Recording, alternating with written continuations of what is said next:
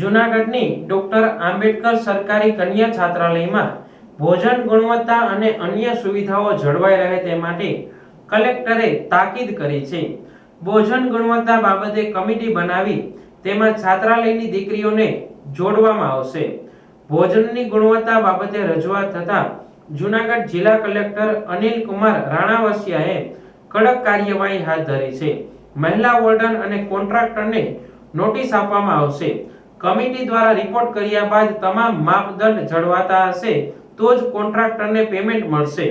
જૂનાગઢ શહેરમાં સરદારબાગ નજીક આવેલ ડોક્ટર આંબેડકર સરકારી કન્યા છાત્રાલયમાં રહેતી દીકરીઓ દ્વારા જમવાની ગુણવત્તા બાબતે ફરિયાદ રજૂ કરવામાં આવતા જૂનાગઢ જિલ્લા કલેક્ટર અનિલ કુમાર રાણાવસિયા અને સમાજ કલ્યાણ વિભાગના અધિકારીઓએ હોસ્ટેલની મુલાકાત લીધી હતી.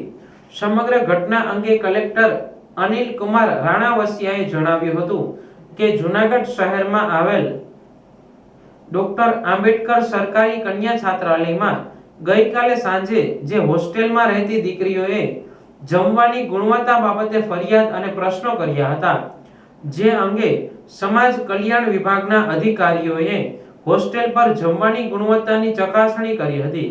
કલેક્ટરે જણાવ્યું હતું કે જમવાની ગુણવત્તાના પ્રશ્ન છે તે બાબતે કોન્ટ્રાક્ટરને નોટિસ આપી કાર્યવાહી કરવાનો નિર્ણય કર્યો છે. સાથે જ હોસ્ટેલના બહેન જેમણે દરેક વસ્તુ તપાસવાની વોર્ડન તરીકેની કામગીરી કરવાની હોય છે તેમને પણ નોટિસ આપવામાં આવશે. કલેક્ટરે વધુમાં જણાવ્યું હતું કે ભવિષ્યમાં આ પ્રકારની ઘટના ન બને તે માટે હોસ્ટેલમાં રહેતી દીકરીઓમાંથી જ કમિટી બનાવવામાં આવી છે. આ વ્યવસ્થામાં વિદ્યાર્થીનીઓને પણ ભોજન ગુણવત્તા જળવાય તે માટે અભિપ્રાય માટે સામેલ કરાશે